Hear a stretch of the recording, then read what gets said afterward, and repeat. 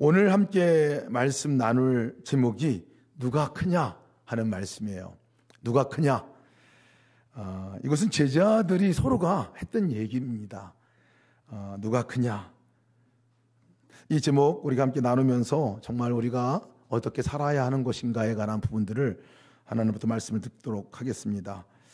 어릴 적부터 저희 어머니를 비롯한 어른들이 기도 가운데서 빼놓지 않고 했던 기도가 생각이 나요. 그 기도가 무슨 기도였느냐면, 하나님, 머리가 될지언정 꼬리가 되지 말게 하여 주시옵소서.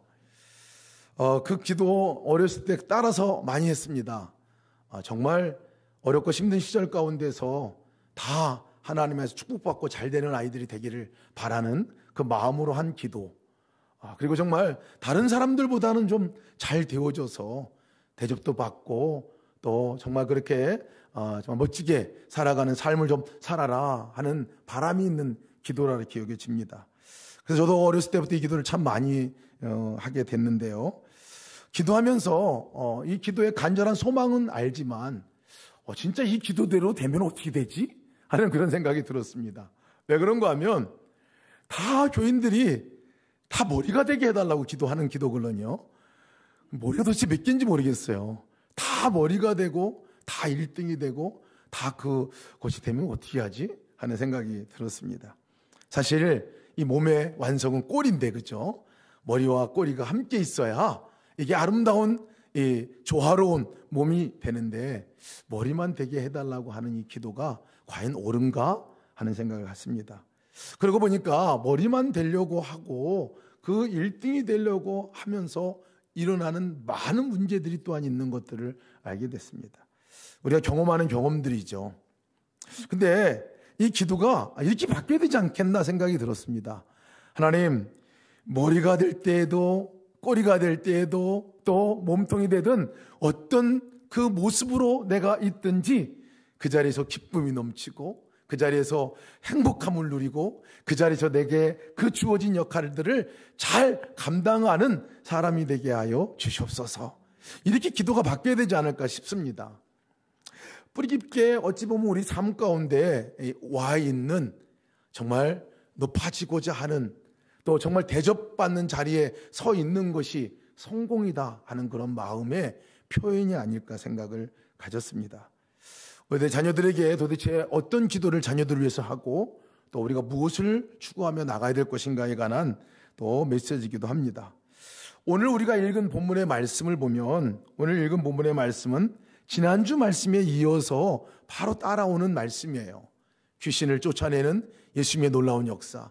정말 사단에게 끌려서 평생을 그 사단의 통치를 받고 정말 그렇게 살았던 그 귀신 들린 아이가 주님으로 인해서 완전히 치료함을 받아요. 완전히 귀신이 나감을 얻고 이제 예수님이 이끌어가는 삶, 예수님이 이끄시는 가치관에 따라서 살아가는 아이로 바뀌어지는 그 기적의 역사를 사실 지난주에 함께 우리가 말씀을 나눴습니다. 기도 외에는 이런 것이 나갈 수 없느니라 말씀하여 주셨죠. 근데 그 이후에 기적을 베푸신 그 이후에 바로 오늘 본문이 나옵니다. 근데 본문의 말씀에서는 예수님께서 따로 제자들을 데리고 가십니다. 다른 사람들에게 어디로 가는지도 얘기하지 않고 따로 제자들과 함께 시간을 가지려고 가고 있다라고 그렇게 얘기를 합니다. 왜? 제자들과 좀 더 많은 시간을 갖고 싶어서 그랬다고 얘기를 하고 있어요. 그 읽은 그 본문의 강주에서 영어 성경을 보면 더 많은 시간을 제자들하고 보내고 싶어서 예수님이 따로 불러서 그렇게 가는 장면을 보게 됩니다. 그 따로 불러서 하시고 싶은 얘기가 도대체 뭐나 보니까요. 오늘 그 말씀을 이렇게 얘기하십니다. 예수님께서 제자들에게 진짜 하시고 싶은 것은 메시아 그리스도가 도대체 무엇하는 사람이냐, 무엇하러 온 것이냐를 다시 한번 말씀해 주세요. 그 말씀이 뭐냐면 앞으로 사람들에게 배신을 당할 것에 대해서 얘기를 하고 고난을 당할 것에 대해서 얘기를 하고 죽을 것에 대해서 얘기를 하고 그리고 죽은 지 3일 만에 다시 살아날 것에 대한 말씀을 해주시는 거예요. 정말 진지하게 아버가 정말 진지하게 제자들에게 이렇게 말씀을 하고 있는 이 모습이 나옵니다. 그러면서 바로 이런 주님이 가르침 다음에 주님이 제자들이 도대체 뭘 하고 있나 보니까요, 제자들이 딴짓하고 있어요. 제자들의 상태를 보니까 여전히 그렇게 얘기해주고 설명도 해주고 했는데도 못 알아듣습니다. 귀머거리 같이 못 알아들어요. 문제는 못 알아들을 뿐만 아니라 예수님이 진짜 하시고 싶은, 하러 오셨던 목적과는 반대되는 길을 지금 제자들이 가고 있어요. 그런 이야기를 지금 하고 있는 거예요. 예수님은 죽을 것에 대해서, 하나님인데도 그 하나님이 이 땅에 오신 목적이 다른 사람을 위해서 죽고 낮아진 자리에서 생명을 내놓을 것에 대한 이 부분들에서 말씀하고 계신데, 제자들은 무슨 얘기를 지금 하고 있냐면요, 예수님이 정치적인 메시아로 오셔서 정권을 잡으면 누가 좌편에, 누가 우편에 쓸 건가? 누가 크냐? 이것을 지금 논쟁하고 논의하고 있었기 때문에 그렇습니다. 예수님이 속 터질 것 같아요. 예수님이 물어봅니다. 너희들이 지금 진지하게 토론하는데 어떤 토론하고 있니? 하고 물어봐요. 제자들이 아무도 대답을 못합니다. 왜냐하면 자기들이 지금 딴짓하고 있는 것을 아는 것 같아요. 부끄러움을 아는 것 같아요. 그들이 잠잠하니 이는 길에서 서로 누가 크냐 하고 쟁론하였음이니라. 두 번째로 주님이 진지하게 말씀하신 그 다음의 이야기잖아요. 그때 주님께서 이 제자들에게 말씀하십니다. 뭐라고 말씀하시냐면, 누구든지 첫째가 되고자 하면 뭇 사람들의 끝이 될 것이고 뭇 사람을 섬기는 사람이 되어야 할 것이다 라고 말하고 있습니다. 예수님은 지금 낮은 곳으로 가고 있는 거거든요. 가장 낮은 곳, 어찌 보면 모욕당하고 생명을 내놓는, 목숨을 내놓는 그 가장 낮은 자리로 가고 있는데, 제자들은 가장 높은 곳으로 가고 있어서 예수님께 지금 확인하는 절차를 밟고 있는 겁니다. 메시아가 있어야 할 자리, 다른 말로 구원은 낮은 자리에서 이루어지고 섬기는 자리에서 이루어지는 것인데, 제자들은 계속해서 섬김을 받으려고 하는 자리, 높은 자리, 큰 자리를 지금 논의하고 그 자리를 추구하고 있다는 것입니다. 사실 이 두 사이가 너무나 간극이 커요. 너무나 간극이 큽니다. 믿음의 삶을 보면, 믿음의 삶은 이 두 간극이 좁혀져 가는 삶이라 할 수 있어요. 크려고 하는 이 마음과 가장 낮으려고 하는 이 낮아지는 이 삶의 자리 가운데서 이것이 내려올 때에 이 자리에서 가는 과정, 이것이 믿음의 삶의 과정이라 그렇게 여겨집니다. 성도의 삶은 큰 자가 되는 것이 아니라 작은 자가 되는 것이 성도의 삶이고, 대접받는 자리에 앉는 자리가 성도의 삶이 아니라 대접하는 자리에 앉는 것이 성도의 자리이고, 섬김을 받으려 하는 그 자리에 앉아 있는 것이 성도의 자리가 아니라 섬기는 자리에 앉아 있는 거, 이것이 성도의 자리요, 또 메시아이신 예수님이 오셔서 있었던 자리라는 것을 말씀해 주고 있어요. 성공을 높은 자리에 앉는 것으로 생각을 합니다. 성공을 더 많이 가진 것으로 생각을 하죠. 성공을 더 대접받는 자리에 앉는 것으로 생각을 합니다. 그래서 많은 사람들이 다른 사람들보다 조금 더 높아지고, 조금 더 똑똑해지고, 조금 더 가지려고 평생 살아가는 모습들도 봅니다. 목표가 성공이기 때문에 그렇습니다. 높아지는 것이 됩니다. 그것이 행복의 기준이 되어져 있습니다. 그래서 머리가 될지언정 꼬리가 되지 말라고 그렇게 기도하는 기도가 거기서 나온 것임을 알게 됩니다. 근데 정말 미안한 얘기가요, 성경에서는 성경이 말하는 성공, 성경이 말하는 행복은 높아진 것에서 오는 것이 절대 아니라는 것을 얘기해 주고 있어요.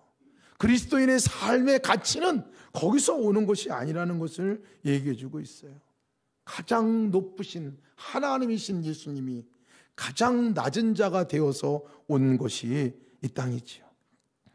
사람이 되어 오신 것도 가장 낮은 일인데도 그 사람 가운데서도 가장 낮은, 마치 짐승과 같이, 짐승들이 태어나는 마국간에서 태어나신 분이 예수님이시잖아요.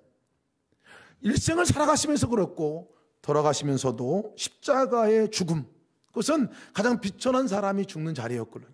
가장 낮은 사람이 죽어야 하는 자리가 바로 그 십자가의 자리였어요.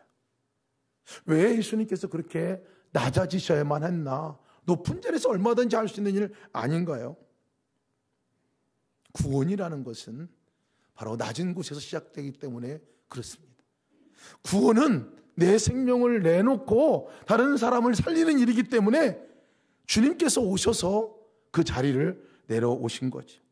하나님이시면서 사실은 잘난 체하고 높은 체하고 대접받는 거 능히 그렇게 하면서도 이 땅을 구원할 수 있지 않나요? 근데 그렇게 하지 않으셨다는 거예요. 왜 그렇습니까? 사단이 통치하고 역사하고 다스리는 이 땅이, 이 세상의 가치관이 이 높아지려고 하는 것으로 가득 차 있기 때문에 그렇습니다. 교만으로 통치하고 있는 이 땅이기 때문에 그렇습니다. 대접받고 대우받는 것이 성공의 가치 기준이 되어 있는 세상이기 때문에 그렇습니다. 하나님보다도 오히려 더 높아지려고 하는 그 자세로 살아가는 이 세상이기 때문에 그렇습니다. 아이들에게 앞으로 장래 희망이 뭐냐? 그러면 뭐 시대마다 많이 바뀌었지만 요즘에 제 1위가 뭔지 아세요? 요즘 제 1위는 운동선수예요. 손흥민 같이 1등하는 이 운동선수예요. 의사도 있고요, 유튜버도 있고, 조사도 있고. 보면 다 한결같이 추구하는 추구가 1등이 되는 거예요. 뭔가 대접받고 가서 명예롭게 하는 그것이 사실은 추구하고 나가는 성공의 기준이기도 합니다. 근데 여러분, 문제가 뭐냐면요, 1등은 그렇게 많지 않다는 거예요. 1등은 다 한 사람이더라고요. 성공을 지향하고 살아가는 사람들은요, 끝없이 열등감에 사실 시달리게 됩니다. 만족감이 있지 않게 돼요. 왜? 그 자리에 올라갈 때까지는 만족감이 없어요. 그것이 성취될 때까지는, 높아질 때까지는, 그 자리에 갈 때까지는 만족감이 없어요. 서로 그 자리에 올라가서 그것을 성취하고 이루어낸다 하더라도요, 만족하며 또 다른 것들을 쫓아서 또 다른 것을 또 추구하며 나가는 모습들을 보게 됩니다.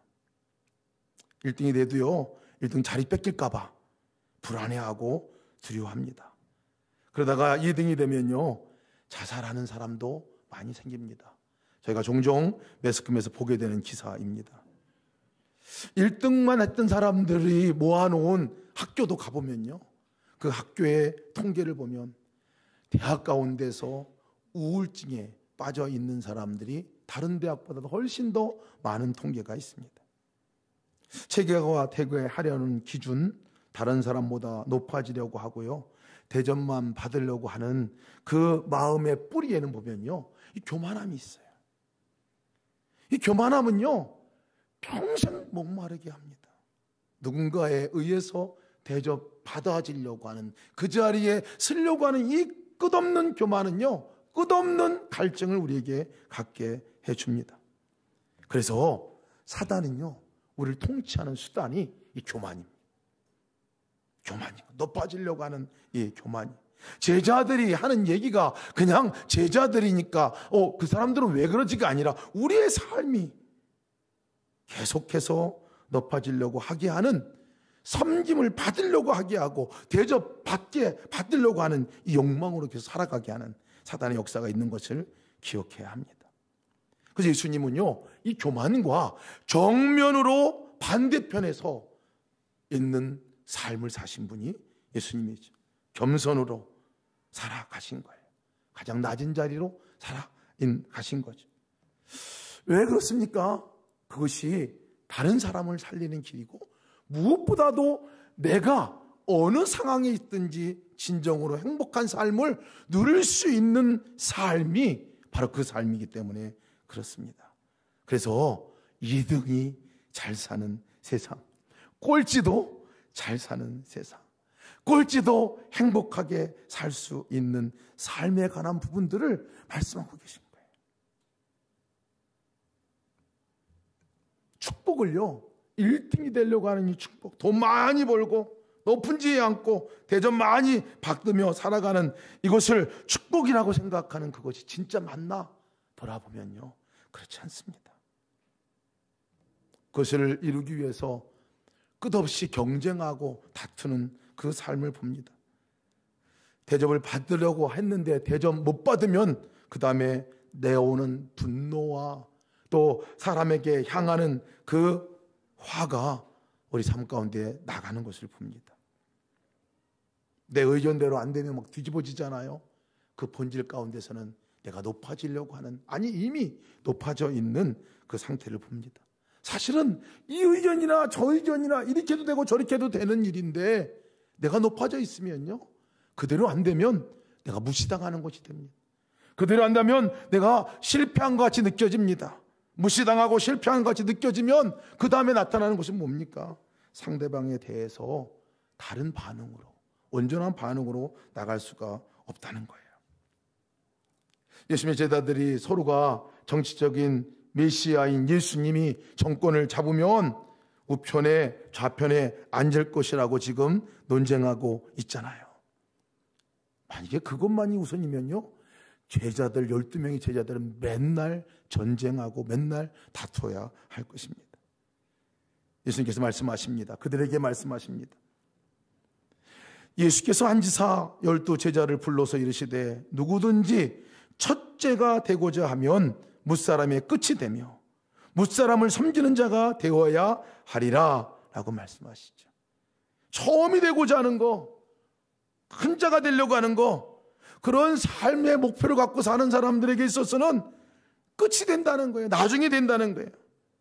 1등이 되어서, 첫째가 되어서 대접받고 섬김받으며 살아가는 것을 목표로 둔 사람들이 그렇게 될 것이냐? 안 된다는 거예요. 오히려 다른 사람의 종이 되어 섬기는 사람이 될 것이다 하는 것을 말씀하고 있는 거예요. 그러면 어떻게 살아야 하는 것이냐? 그 다음 구절에 바로 말씀하고 있어요. 37절 말씀입니다. 누구든지 내 이름으로 이런 어린 아이 하나를 영접하면 곧 나를 영접함이요, 누구든지 나를 영접하면 나를 영접함이 아니요 나를 보내신 이를 영접함이니라 라고 말씀하고 있어요. 어린 아이를 하나를 영접하는 일, 가장 작은 자글론이요, 가장 어찌 보면 가치가 없어 보이는 그 존재를 표현할 때 어린 아이라고 이것은 얘기를 하고 있는 거예요. 가장 낮은 아이, 잘난 것이 없어 보이는 그 아이, 그 아이를 대접하는 일이 진짜 예수님을 대접하는 일이고 진짜 하나님을 대접하는 일이라는 것을 말씀하고 있습니다. 작은 자를 대접하는 삶. 예수님의 관심은요, 나에게도 있지만 나뿐만 아니라 나와 함께 사는 다른 사람에게 있음을 우리는 알아야 합니다. 다른 사람들과 함께 살아가는 이유, 이것은 내가 다른 사람들로부터 대접을 받기 위해서 내가 거기 있는 것이 아니라는 얘기. 다른 사람을 섬기고 다른 사람을 대접하는 존재로 나를 그 자리에 세웠다는 것을 말씀하고 있는 거예요. 하나님의 나라가 어디로부터 임하는지 아십니까? 천국이 어디로부터 임하는지 아십니까? 예수님이 오신 자리가 천국의 시작이었습니다. 예수님이 오신 그 낮은 자리가 천국의 시작이었어요. 다른 사람을 더 나보다 낮게 여기는 그 자리가 천국의 시작이었어요. 다른 사람을 존중하고 다른 사람을 대접하고 다른 사람을 섬기는 그곳으로부터 천국이 시작되었다는 말입니다. 우리가 결혼을 하고 함께 이제 부부가 될 때 결혼 예비 교육을 이렇게 하다 보면요, 대부분 바람이 있습니다. 왜 이 사람하고 결혼을 합니까? 그러면 이 사람이 나를 잘 사랑해 줄 것 같아서 결혼을 했다고 그래요. 돌아보니까 저도 그랬던 것 같아요. 잘 사랑해 줄 것 같아요. 행복할 것 같아서. 근데 사실 따지고 살다 보니까요, 진짜 행복은 어디서부터 시작하냐면 그 사람이 나를 100% 행복하게 해줄 수 없어요. 내가 상대방을 행복하게 해주고 내가 상대방을 섬기고 대접할 때 진정한 행복이 거기서 오는 것을 알게 됩니다. 대접받으려고 하면요, 평생 불행하게 살아요. 내가 원하는 대로 대접해주는 사람이 한 사람도 없다는 거예요. 내가 기대한 대로 나를 섬겨주는 사람이 있나요? 없어요. 이 높아진 마음이 있는 한 우리의 삶 가운데 개인의 안에 평강이 찾아올 수 없어요. 근데요, 이 사람은 내가 섬길 사람이구나, 나보다 더 나은 사람이야 생각하고 그 사람을 섬기게 되면요, 섬기는 족족이 다 그것이 나의 삶의 행복이 됩니다. 상대방에게도 행복이 되어지죠. 그래서 천국은요, 누구로부터 이루어지는가 보면요, 높은 사람으로부터 천국이 임하는 게 없어요. 잘난 사람으로부터 천국이 시작되지 않아요. 지혜가 뛰어난 사람으로부터 천국이 시작되지 않아요. 낮은 사람, 미련해 보이고 부족해 보이는 그 사람, 연약한 그 사람, 그런 마음과 자세로 갖고 있는 그 자리로부터 천국이 시작되는 것을 보게 됩니다. 고린도전서 1장 27절 말씀에도 보면요, 하나님께 이렇게 말씀하십니다. 고린도전서 1장 27절 제가 한번 읽어드리겠습니다.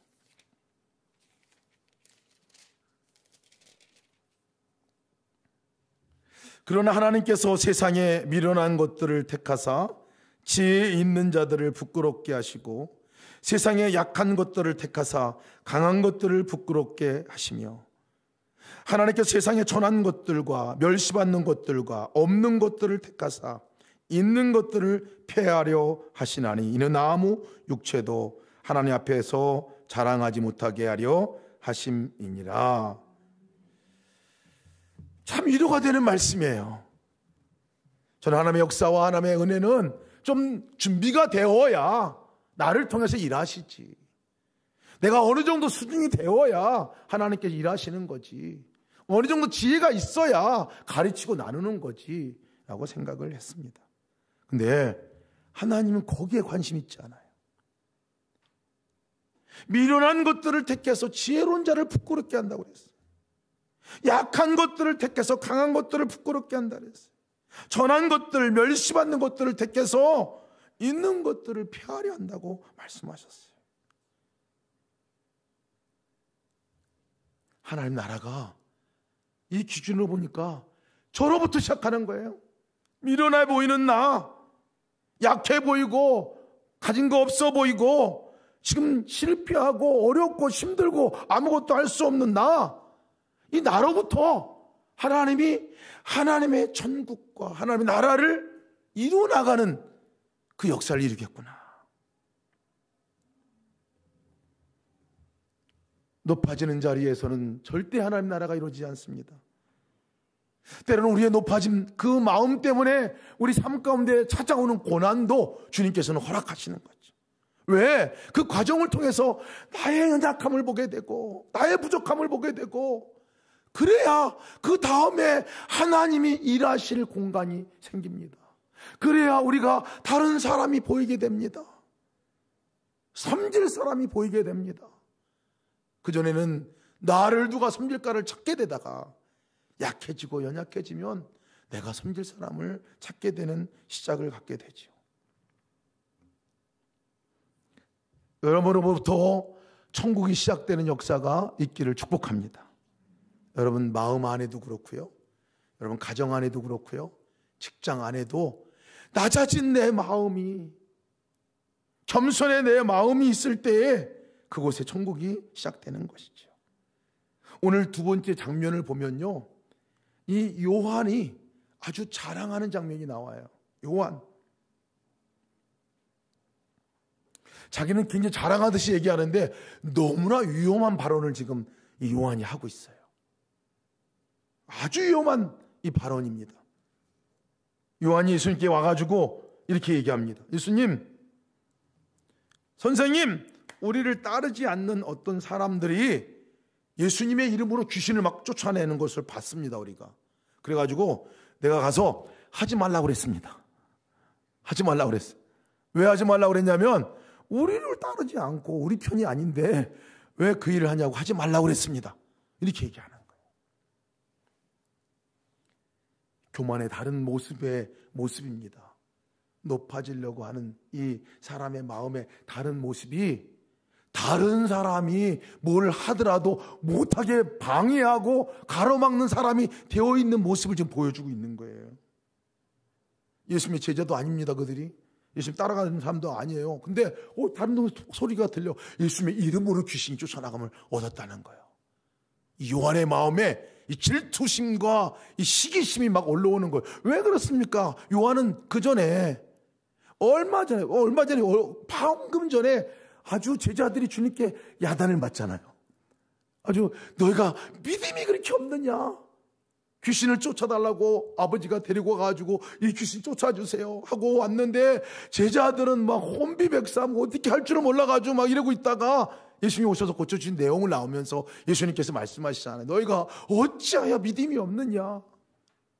내가 언제까지 너희와 함께 있어야 하느냐? 이렇게 말씀하신 내용을 들었던 턱을는요.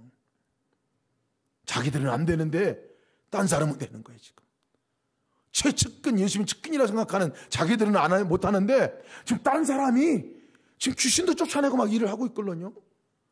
그거를 보면서 이 요한이 시기심과 이 마음으로다가 그렇게 얘기한 거예요. 그렇게 얘기한 거예요. 우리 삶 가운데 너무나 이런 걸 많이 봐요.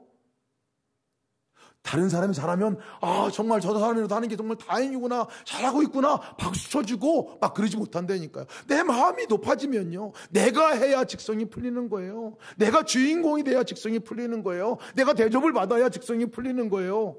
이 모습을 주님이 오늘 경계하시는 거예요. 큰 자가 되고 논의하는 제자들을 향해서 경계하시면서 얘기하고 계신 거죠. 예수께서 이르시되 금하지 말라. 내 이름을 의탁하여 능히 행하고 일을 행하고 즉시 나를 비방할 자가 없느니라. 우리를 반대하지 않는 자는 우리를 위하는 자니라. 근데 이 말씀에서요, 아주 정말 그 다음에 예수님이 나온 말씀이 아주 주목해 볼 말씀입니다. 요한이 예수님, 우리에게 속하지 않은 사람, 한마디로 우리 편이 아닌 사람, 나에게 붙어있지 않는 사람, 이런 사람이기 때문에 내가 하지 말라고 그랬습니다. 이렇게 얘기했는데요, 예수님 그대로 받아가지고 뭐라고 그랬냐면요, 41절에 누구든지 너희가 그리스도에게 속한 자라 하여 물 한 그릇이라도 주면 내가 진실로 너에게 이르노니 그가 결코 상을 잃지 않으리라 말씀하셨어요.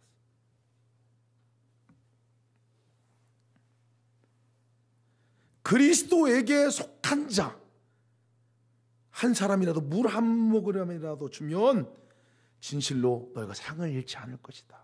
아주 강조해서 표현한 말이 뭐냐면요, 그리스도에게 속한 자라는 표현.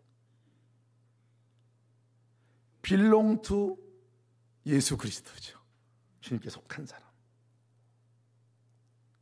제자들의 관심은 자기에게 붙어있는 사람, 자기에게 속한 사람에게 관심이 있으니까요, 모든 해석의 중심이 자기가, 모든 판단의 기준이 자기가, 모든 의의 기준이 내 편이면 의고 내 편이 아니면 불의예요.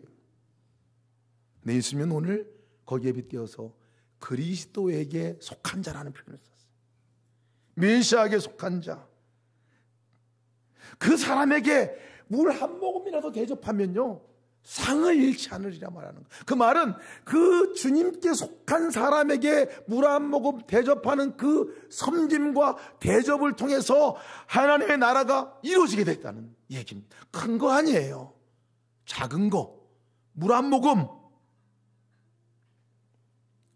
우리 주변을 돌아봐야 합니다. 내 주위에 있는 사람이 누구냐면요, 하나님의 주목받는 사람이라는 사실을 기억해야 합니다. 나만 하나님께 주목받는 사람이 아니에요. 나만 하나님이 존귀케 여기는 사람이 아니에요. 이전에 주님을 알지 못하는 나를 주님께서 그렇게 존귀케 여기셔서 그렇게 찾아오시고 문을 두드리시고 사랑하셔서 당신의 생명까지 주셨듯이, 주님은 나를 주목하신 것과 같이 나와 함께 살아가고 있는 그 사람들을 주목하여 보신다는 사실을 기억하시기 바랍니다. 이 주목하여 보는 사람을요, 주목자라고 그래요. 주목자. 사람 목적에 있을 때 노숙자들을 이름할 때 노숙자들 이렇게 표현 안 했어요. 주님께서 주목하여 보시는 사람들, 주목자. 제 이 표현을 너무 좋아해요. 주목자. 그래 보면 사실 노숙자들, 그분들, 우리가 음식을 나눠주는 그분들만 주목자가 아니에요. 사실은 진짜 주목자는 누구예요? 김승혜. 네, 저가 주님이 주목하여 보시는 주목자예요. 또 나만 주목자가 아니라 내 주변에 있는 사람들이 주님이 가장 존귀케 여겨서 사랑하시고 주목하여 보시는 그 사람들이라는 사실을 기억하시기 바랍니다. 무슨 일을 하든지 마음을 다하여 주께 하듯 하고 사람에게 하듯 하지 말라. 저희 아이가 둘이, 남자애들이 다투고 싸울 때 제가 한번 둘이 막 싸우고 그래가지고요, 큰아이가 작은 아이 때 막 뭐라 그러더라고요. 그때 제가 불러놓고 뭐라 그랬는지 아세요? 너 왜 우리 아들한테 자꾸 뭐라 그래? 큰아들한테. 너 왜 우리 아들한테 뭐라 그래? 얘는 내가 사랑하는 아들이야. 얘는 어떻고? 주님께서 보실 때 똑같이 사랑하는 사람들 아닙니까? 똑같이 사랑하는 존재잖아요. 우리 가정 안에 언제 천국이 임하는지 아십니까? 누구든지 나를 믿는 이 작은 자들 중 하나라도 실족하게 하면 차라리 연자맷돌을 그 목에 메어 바다에 던지는 것이 나으니라.